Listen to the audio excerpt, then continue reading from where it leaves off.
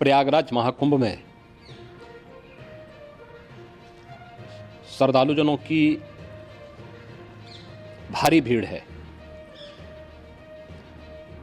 लगभग 8 से 10 करोड़ श्रद्धालु इस समय प्रयागराज के अंदर मौजूद है। कल भी 5.5 करोड़ श्रद्धालुजनों ने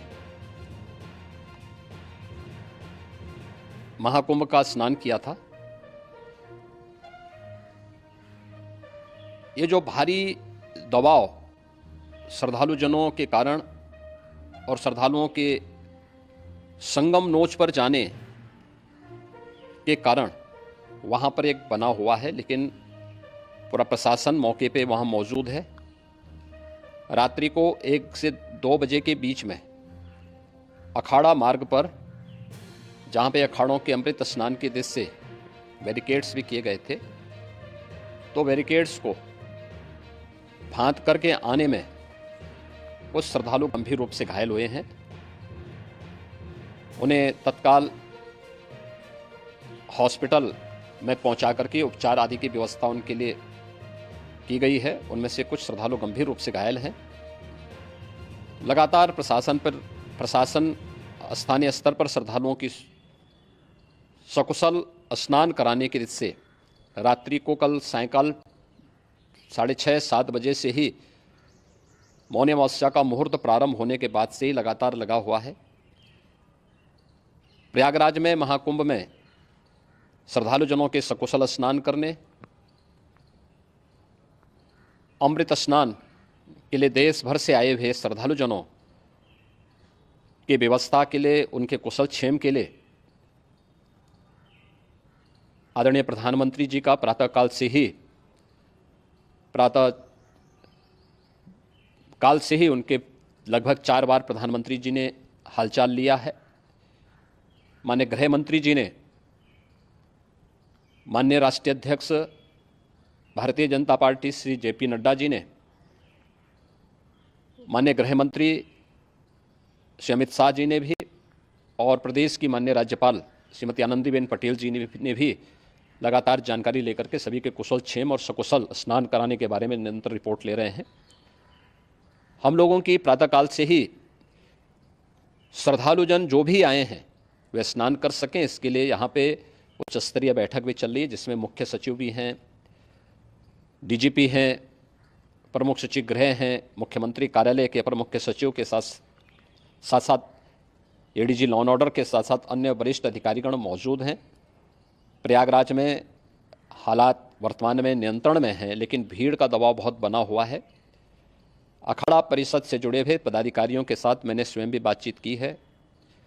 आचार्य महामंडलेश्वरों से भी, पूज्य संतों के साथ भी मेरी बातचीत हुई है, और पूज्य संतों ने बड़ी ही विनम्रता के साथ इस बात को कहा है कि नहीं, श्रद्धालुजन पहले स्नान करेंगे और फिर जब उनका दबाव कुछ कम होगा और वे सकुशल वहाँ से निकल जाएंगे, तब हम लोग स्नान करने के लिए संगम की तरफ जाएंगे।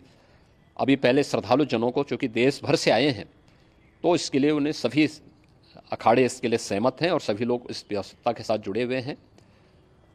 लगातार इस दिशा में हम लोगों का प्रयास है कि जो अब तक प्रातःकाल से ही आपने देखा होगा, कल मैंने बताया कि कल लगभग 5.5 करोड़ श्रद्धालु कल महाकुंभ का स्नान किए हैं, और आज प्रातःकाल तक लगभग 8:30 बजे तक 3 करोड़ से अधिक श्रद्धालु स्नान कर चुके हैं, और ये लगातार जारी है। लेकिन संगम नोच पर, अखाड़ा मार्ग पर, नागवासुकी मार्ग पर लगातार दबाव बना हुआ है, और वहाँ पर श्रद्धालुजनों की सुविधा के लिए भी हर प्रकार की वहाँ पर प्रशासन पूरी मुस्तैदी के साथ लगा हुआ है।